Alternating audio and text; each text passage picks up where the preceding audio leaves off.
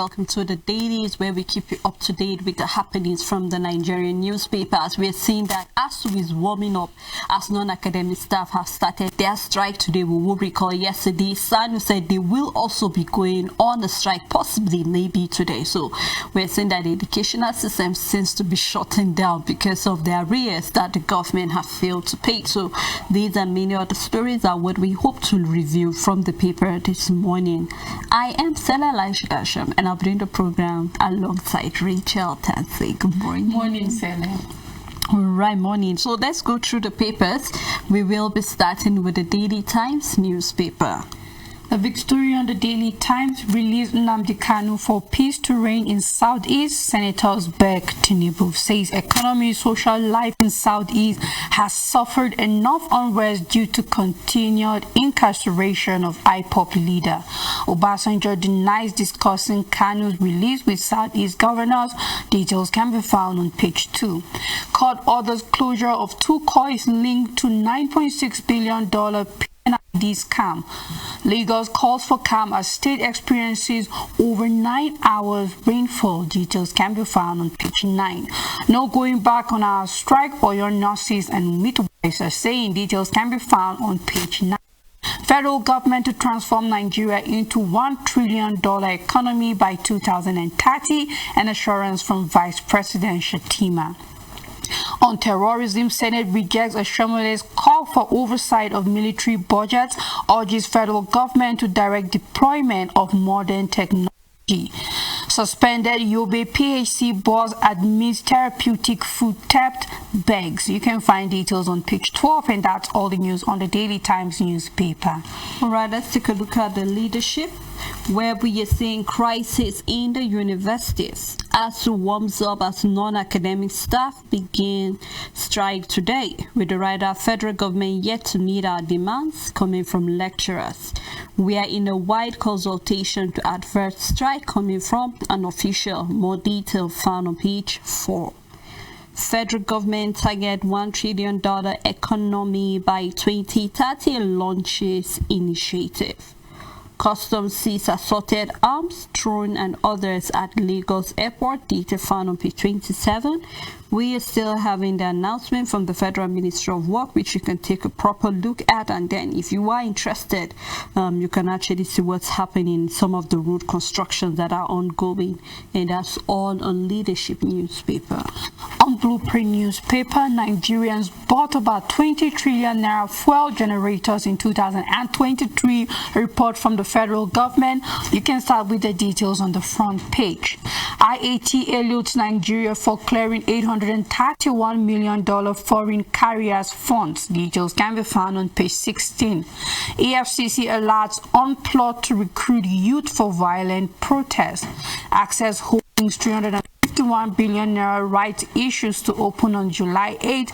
Details can be found on page 16 for those interested. Paris Olympics World Drum leads Ajibade, Inadozie, Ashola, 15 others. That is for the Falcon team for the Olympics. You can find details on page 32. Shettima launches operating model for $1 trillion economy. You can find details on the front page. Kanu ready to abide by any conditions for his freedom. A statement from the Southeast Senators. The writer says peace in Igbo land depends so much on his release. A statement from Abari Bay. Count me out of the negotiations, says Obasanjo. More details can be found on page 8. No bridges, illegal entries in NIN database. NIMC clarifies. More details can be found on page 8. 30% of poultry farms shut in the first quarter of 2024. A report from PAN. Details can be found on page 16. Again, discuss increased tariff for Band A customers. We have drafted new versions of major tax laws. Statement from Oyedele. Details can be found on page 16, and that's all the news on Blueprint newspaper.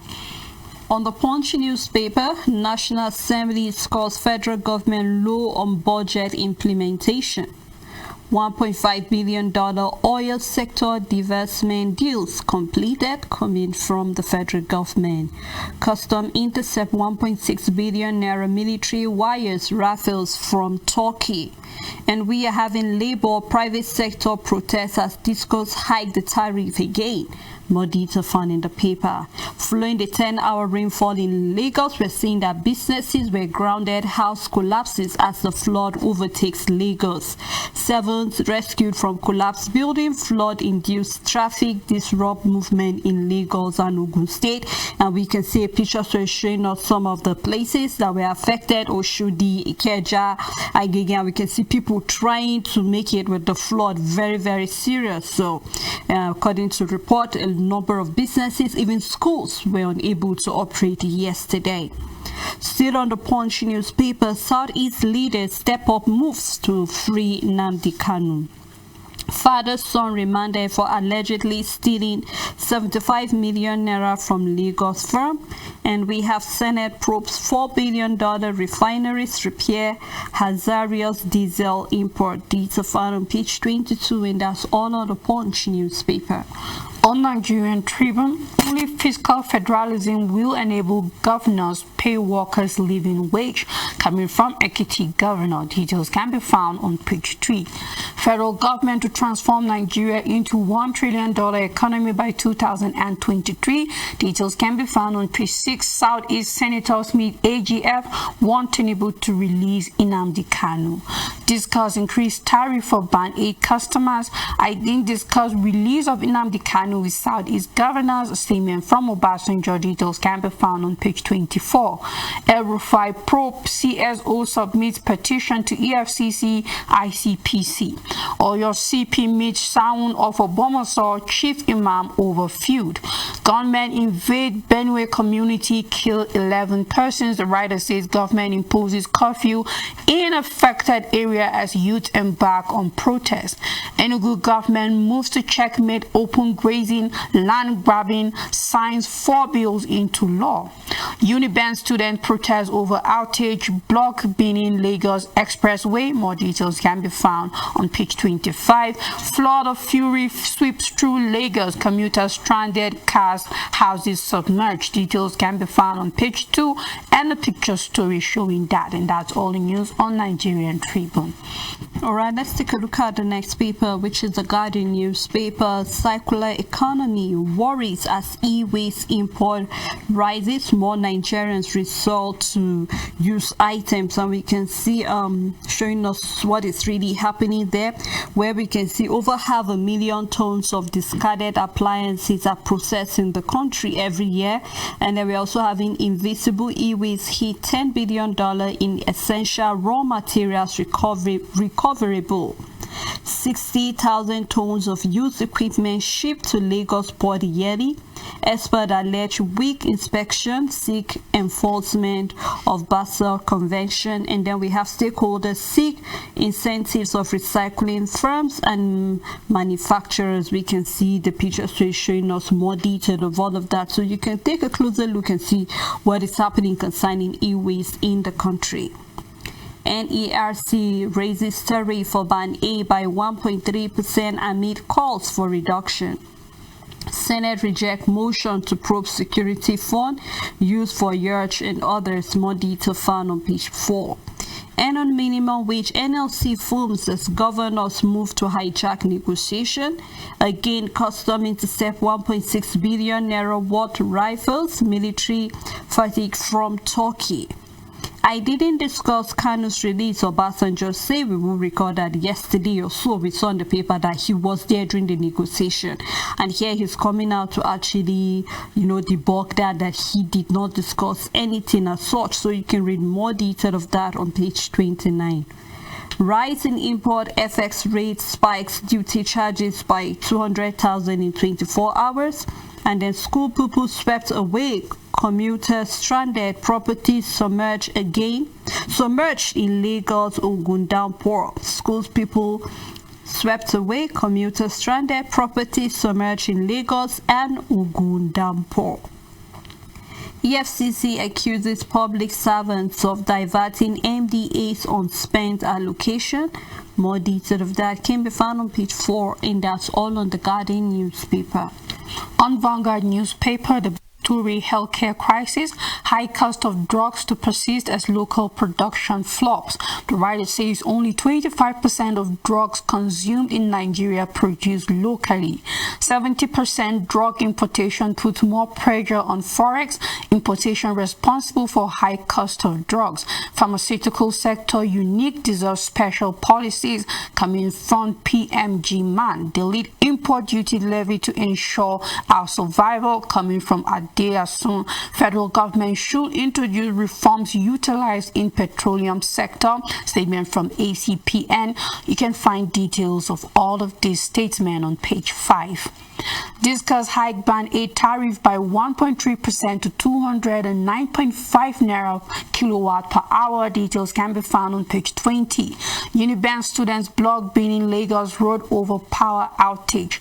Lamentations chaos as flood grounds Lagos.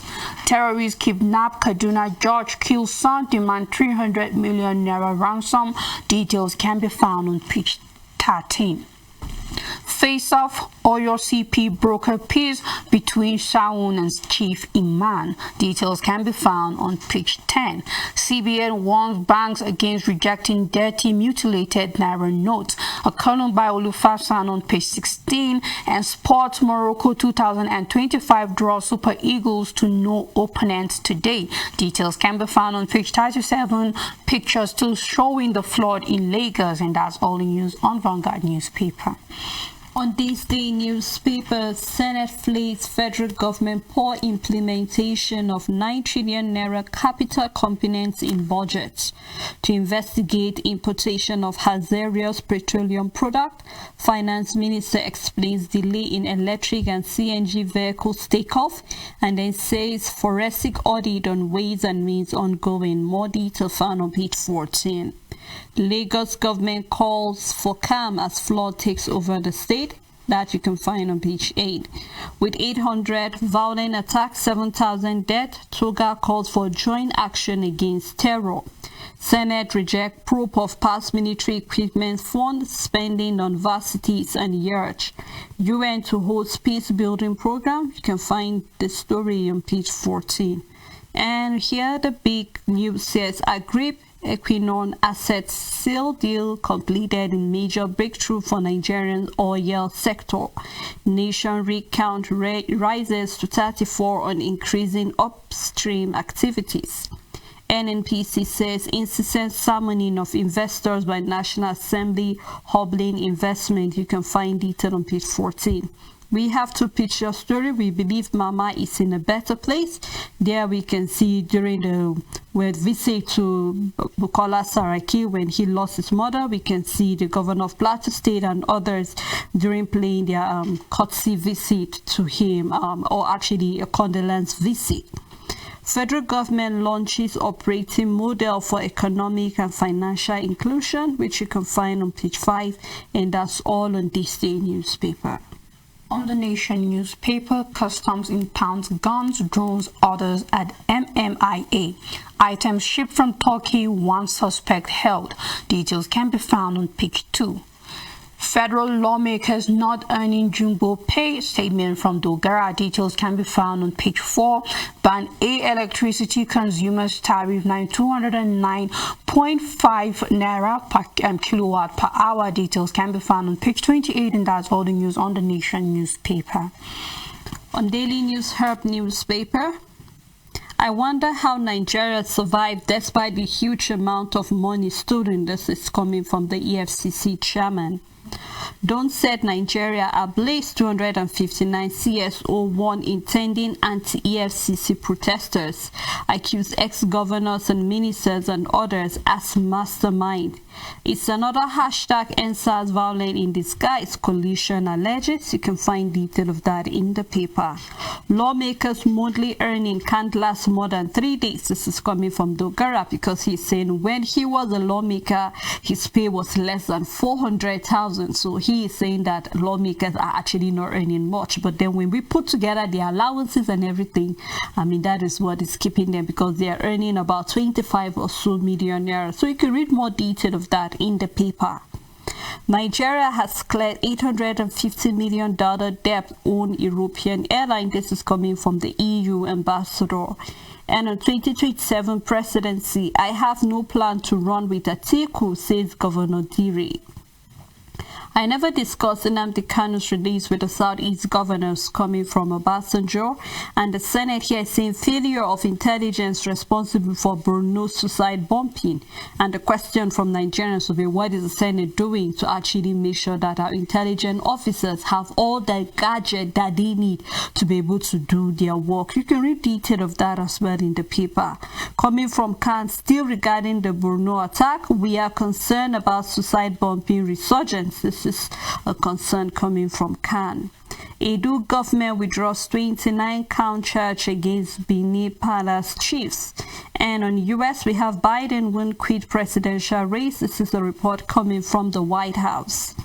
And on IPOP, Kanu ready to accept conditional release, says Abarebe, as the Southeast senators meet the Attorney General of the Federation and writes Tinubu.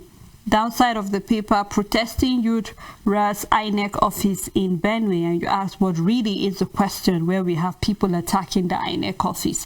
You can look more deep into the paper, and that's all on Daily News Herb newspaper. On First News, Southeast Reps Caucus joins call for Nnamdi Kanu's release. Senate raises alarm over influx of substandard fuel in Nigeria. Owando seals asset deal with Ajib amid major oil divestments in Nigeria. 5 men sentenced to death for murder of Fulani herder in Osun. Democratic leaders rally round Biden amidst debate criticisms. The big story, relocate to higher grounds. Lagos government urges residents in flood-prone areas as torrential rain paralyzes Lagos, submerges homes, cause building to collapse. In Ogun, police rescued 3 Indians, 1 Nigerian, killed 2 suspected kidnappers. Employee awaits sentencing after pleading guilty for gambling with employers 900,000 naira. I didn't discuss Nnamdi Kanu's release with Southeast governors, a statement from Obasanjo, and we have a shocking tragedy. EFCC operative commits suicide in Abuja, and that's all the news on First News newspaper. On Nigerian News Direct, still talking about the Lagos flood, resident workers, commuters lament economic paralysis as Lagos state government calls for calm, promises swift response. Trash in water, in the flood water, Lagos government identifies, takes action against corporates. Area boys arrested for extorting 100 naira per extra at the makeshift bridge. You can find detail of that on page 16. Still on Nigerian News Direct, ban on diesel importation, best way to prevent dumping of substandard petroleum product, coming from the Senate committee. Nova Bank kicks off commercial banking operations on page 9. Corrupt element recruiting students to take up arms in planned protests, coming from the EFCC. And we have the LS ETF create 172 jobs in 8 years as Sanwo-Olu calls for collaboration to tackle unemployment. And we have Abiodun secures federal government partnership for rehabilitation of 14 roads. More details found on page 2. We have the pictures where we can see the governor of Lagos State, I believe, during the meeting to tackle unemployment. You can do well to get the paper and read more detail of stories of interest to you. On the Matrix newspaper, Nigerian government launches initiative to transform into $1 trillion economy by 2030. On the Olympics, World Drum unveils squad. Ajibade, Nadozie, Ashola, 15 others make list. Lagos underwater, state government calls for calm. Lamentations as flood disrupts economic activities across state. Federal government urges Nigerians to brace up for more rain in July. Again, custom intercepts 55 rifles, ammunition from Turkey at Lagos airport. Senate leaders Bamidele leads committee to investigate importation of hazardous petroleum products. Details can be found on page 3. The big story, Nnamdi Kanu calls for embattle IPOP leader with Sang. Why Tinubu must release Nnamdi Kanu, coming from Southeast senator, says peaceful demand of detained IPOP leader hijacked by hoodlums had hardened criminals. I didn't discuss his release with Southeast governors, a statement from former President Obasanjo. Details can be found on page 2. Tinubu appoints MD Board of Consumer Credit Corporation. Federal government to collect 7.5 value-added tax on crypto transactions. Details can be found on page 10. Operating model for economic financial inclusion on the way. A statement from the federal government. Details can be found on page 9. I was shocked Kenyans don't understand pidgin English. A statement from entertainer and singer Simi. Details can be found on page 14. A picture story exploring investment opportunities, where we can see Lagos State Governor Babajide Sanwo-Olu presenting a souvenir to the MD CEO of the Nigeria Sovereign Investment Authority, Mr. Aminu Umar Sadiq, during a courtesy visit at Lagos House Marina yesterday. That's all the news on the Matrix newspaper. Rachel, even though we talked about the passive the issue of flooding, and we saw what flood has done in Lagos State. I mean, yesterday I was looking at the news, and then I think this is nothing compared to the havoc that flood did yesterday in Lagos. If you had loved ones there, you actually have a first-hand information on what happened. And I just want to call the attention of other states. We might look at it because we already had a prediction that this year the rain is going to be more. Therefore, I think this is where we need to call on governors on every state level, and as well as other stakeholders. What are we doing, especially for those who are living downside, where they can easily be affected by the heavy rain downfall? So we've seen what this flood does, and here we're seeing that the Lagos State is already planning. So I'm hoping, or this is just my own concern, that other states are prepared just in case you end up having a rain for more than 5 hours or 6 hours. We can say that even schools were affected, or some students were unable to make it, some people couldn't make it to their place of work, and then we could see the flood, the level. So for people like I, that actually, maybe will have been covered by the water or something like that. But then I just hope that governors in every level, on state level, are actually working towards making sure that you have what you need to do. If there's a way to evacuate people who are living by these water-prone areas to a higher ground, I think it would be the best time to do it now, because we're already in the middle. July, August, we know the way the rains are. So I am hoping that this will serve as a reminder to our governor, just in case you are relaxed that it was just in Lagos and Ogun. You never can tell where will be the next place. We remember what happened in Bauchi last year. Even just here in Jos as well, we saw how the rain affected some areas. And then we're seeing that people are taking advantage of the flood to actually discard their trash. And we're seeing that Lagos government is actually saying they will arrest the culprit. And we always see that, and that is a way of, it's even hindering the water from actually getting free flow and all of that. So this is just a way of me reminding our governors as well as other people. Make sure you have a proper channel, so when the water wants to pass, it gets free channel, so that we don't end up hearing that some people lost their lives because of certain carelessness coming from the governors or even from individuals. I'm also wondering why it has to be now that the Lagos government is telling those who are in this flood-prone area to move to higher grounds. Why didn't this, announcement, warning, alert come 2-3 months earlier? Because I know somehow this rainy season this year had a slow start. So we would see rain like in Jos, that we know is also a place that the rain falls a lot. We could say that in the month of June, we could count that rain fell just once every week. The highest we've had was twice a week, and that was the week before we entered July. And that so the thing is that no matter how lazy the rain might look for the year, you know that when it comes to July and August, it will wake up and do his due diligence when it comes to falling down. So the advantage could have been giving these people warning that, don't be relaxed because the rain didn't fall much in June. You know that when it comes to July and August, rain will definitely fall, regardless of how the previous moon might have looked like. So to an extent, it's coming a bit late, but better late than never, we will say, on certain situations. This is one of them, and I just hope that the government points out to those higher grounds for those people to also move in, and just create an environment that will be easy for people to move actually. Because it's one thing to tell them to move to a higher ground, it's another thing for them, will there be a place for them at the higher ground to move to? And just as you said, let other state governors not rest, because you never know how it will end up being for your own state. Now is the time. It could have been months ago, but it's better now that we start letting people know. Do your work. Some are still sleeping, Sally, until something tragic happens regarding flood before they will wake up. I hope this is not another time we hear that Cameroon will be opening. I'm always worried, Rachel, because we do not have a warning, and then we just hear that Cameroon opened their dam or their lake or whatever, their dam most times, and then we end up falling victims to that. So I hope that our government are working towards that.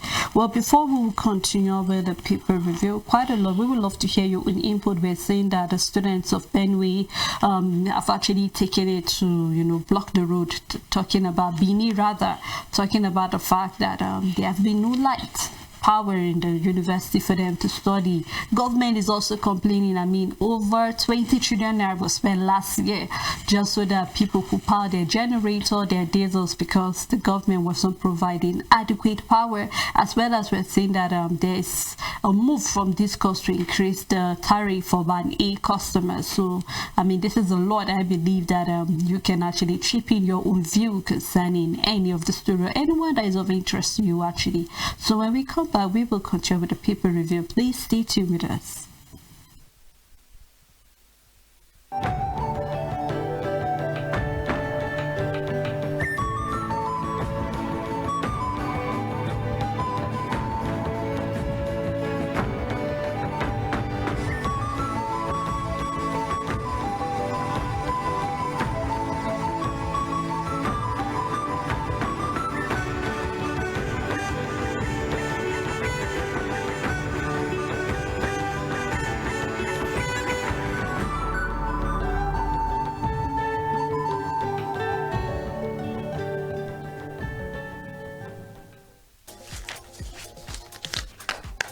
Make your everyday informative, make your everyday count. Know your world, daily affairs, national and international, with authentic news events as they unfold on Global News and Zuma Nigeria, Monday to Friday at 1 p.m.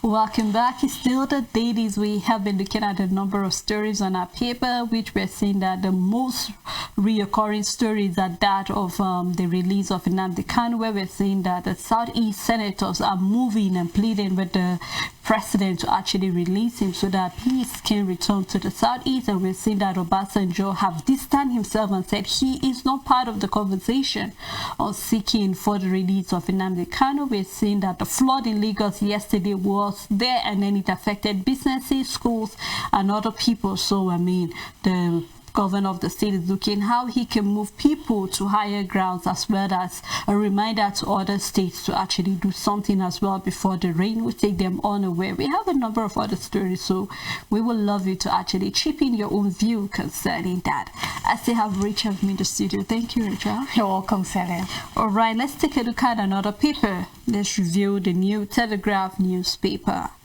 Again, NERC hikes electricity tariff for Band A customers. Detail of that can be found on page 3.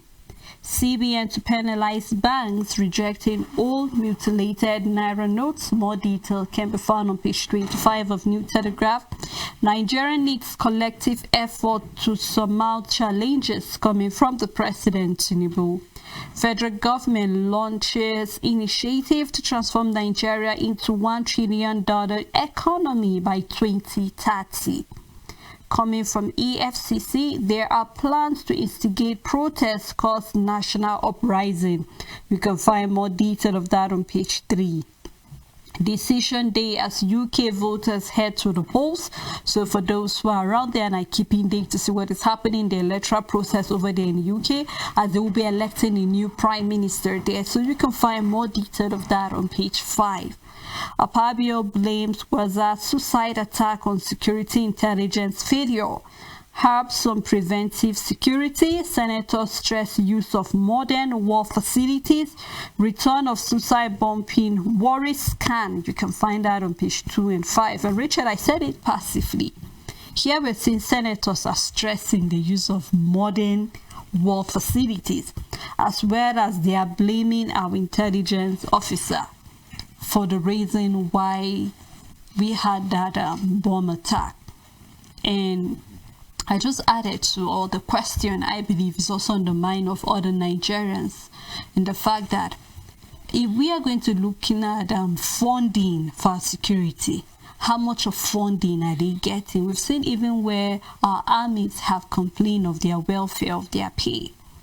Now we're talking about at a time like this, you remember, I think on Monday, while we were discussing on Dailies, I said we need our intelligence officers to think the same way these criminals think, or even better than they think, because I refuse to believe that they are more intelligent than our own intelligence officers. And here we are having a question our senator asking that it's because you failed to do your job, and that is why we had that suicide bomb. So are we going to push the blame the fact that our intelligence refused to do their job, or the fact that they do not have enough funding? Because we're talking about modern war facility. Do we have those modern war facility? Because if you are going to compare the gadgets these people, these terrorists use, to that which our Nigerian army, Rachel, you know that there's no comparison whatsoever there. So what more can we do? Because you and I have raised concern the fact that the same way Khan is afraid of a occurrence again, because it's as if we're going back to the era of suicide bombing again. What can the government do now? Because we're always being relaxed until we see danger, then we are now up and about and trying to run helter-skelter. What can we do to prevent these things from happening again?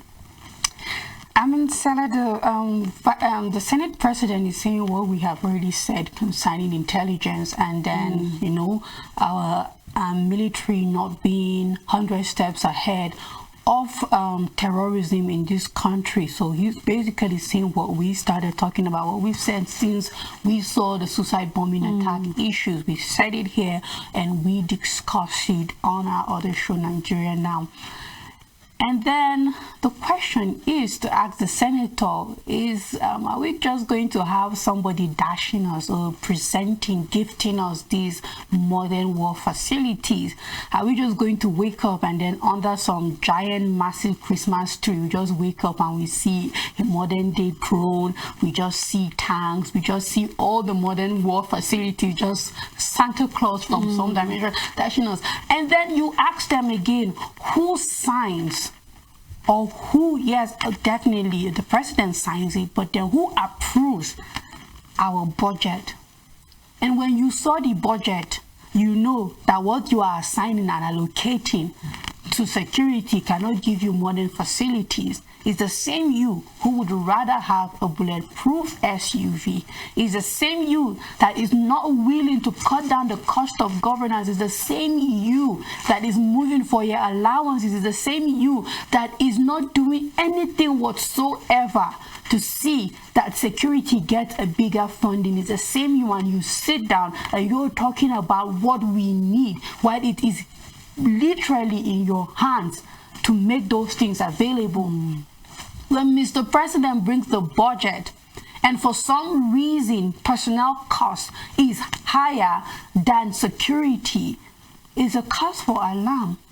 Mr. President, where can we cut this down so that the military can get more funding? Because we are backward in our facilities, we are backward in our technology when it comes to fighting crimes, and we are up against a terrorist group that is financed more than our military as it is now.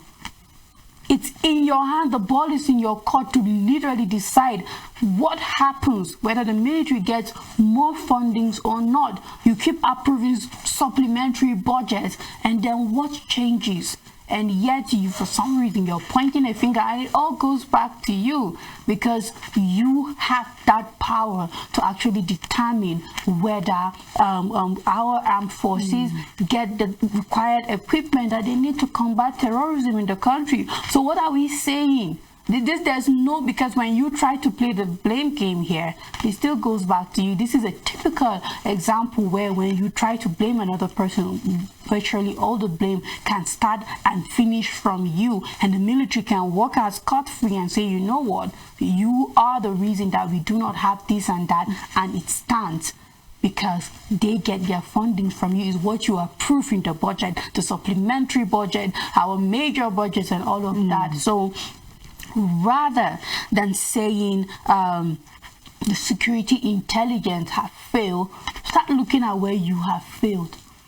As our Senate leaders, start looking at where you have failed, where you are compromising, where you are currently failing, where you have failed in the past, and where you will fail in the future if you don't do anything about it. And I hope that eventually, rather than seeing these kinds of statements coming from the Senate President or the Senate collectively, we will see more of solution-driven statements than problem-driven statement, because this is you just saying the problem. We know it's an intelligent failure. We know. Every Nigerian know. You don't need to tell us that. We already know. But when you come out with a solution and say from today moving forward, this is what the Senate together with the security agencies are going to do to make sure that there's no longer suicide bombing, then we can clap hands for you. So I keep saying it's tiring how our papers are. We have leaders that are they dwell more on the problem than coming out giving us solutions. They talk about the problem that is obvious and everybody knows.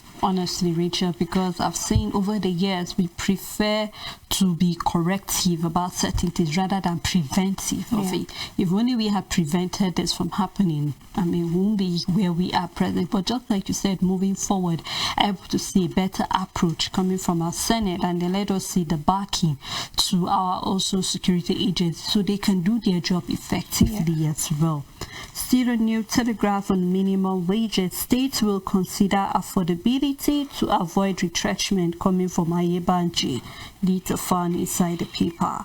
Lagos calls for calm as downpour floods road. And then we have Reps panel invite permanent secretary accused of sexual harassment by the minister's aide. And then also on the paper, court orders closure of 2 firms linked to $9.6 billion P&ID scam. Southeast National Assembly caucus begs Tinubu to release Nnamdi Kanu. You can find that on page 3 and 5. Tension in Benue as Cameroon separatist war split into state. More detail found in the paper. We have a study that links the BPA in plastic bottle to diabetes risk. So please do well to keep your plastic bottle in a better place. I've heard of where people were saying that, especially if the plastic is exposed to a particular degree of the weather, especially when it's under the sun or something, it has a way of affecting, even contaminating the water you drink. So I think we really need to be very deliberate about things we consume, because when you read some of this study, you just can't help but wonder, so who is safe? Yes, I know that God has been taking care of us, but there is a place for man. You should play your own part as well. So for those who are fond of using the microwave, I think this is high time for you to look for a better thing to microwave your food. Stop using the plastic plates and all of that. I think that's a warning to all of us, because we are all guilty of that. So we'll keep our fingers crossed. You can find more detail of that study on page 26, and that's all in New Telegraph newspaper. On Daily Independent, federal government unveils model to release planned $1 trillion economy by 2030. Senate probes importation of poisonous diesel, says heads will roll. Southeast senators meet AGF, asks Tinubu to free Nnamdi Kanu. Benue governor imposes 24-hour curfew on Ukum LGA. Details can be found on page 29. Bandits kill 7 in Ukum, 4 in Giwa West LGAs. Federal government moves to avert SSANU NASU strike, slates meeting with officials. Tinubu advocate collaborative governance at the Reps Legislative Open Week. Obasanjo denies discussing Nnamdi Kanu's release with Southeast governors. In 2023 general election, anger trails APC's non-payment of legal fees to lawyers. Lagos government urges calm after 9 hours of torrential rainfall. Details can be found on page 7. Despite protests, discuss again high tariff for Band A customers. AFCC warns youth student against planned protests. Details can be found on page 29. That's all the news on Daily Independent. On Business Day newspaper, Nigeria slams 7.5% VAT on $57 billion crypto market proceeds. Detail found in the paper. Federal government eyes $1 trillion economy with new financial inclusion framework. This goes further, raised Band A electricity tariff, blames operating costs. Afrexim Bank plans $25 billion share capital rise to trigger continent growth. And downside of the paper, federal government approved enhanced divestment of Nigerian subsidiary to Owando. Data found inside the paper, and that's all in Business Day newspaper. On Punch Sport Extra, the big story, here we go again. Eagles may face Benin, Guinea-Bissau, Lesotho in 2025. Man United told to pay £47 million for Boniface. Details can be found on page 8. All you need to know about Falcons Army for Paris Olympics. Details can be found on page 2 and 7. Ronaldo, Portugal Euro hero. You can find details on page 3. Spain will retire Cruz Joselu Tons Germany. Details can be found on page 3. We have poor display, fans want Joshua to beat Southgate. More details can be found on page 3. Port Harcourt boy Finidi fired up for Rivers job. Arsenal snub Osimhen amid fee slash. Broja on Chelsea exit route, and we have slot handed Salah Endo boost. More details can be found on page 4. I am going to Paris to make an impact, a statement from Bello on a Monday team. Andy Murray joins Raducanu for mixed doubles. Brazil call up Marta for Paris Olympics. More details can be found on page 8, and that's all the news on Punch Sport Extra. Well, that's so far we can go on the program this morning. Thanks, Rachel. You're welcome, Sally. And thank you to our viewers. Thank you to the production crew and every other person that made this program a success. Until we come tomorrow, do have a wonderful day ahead.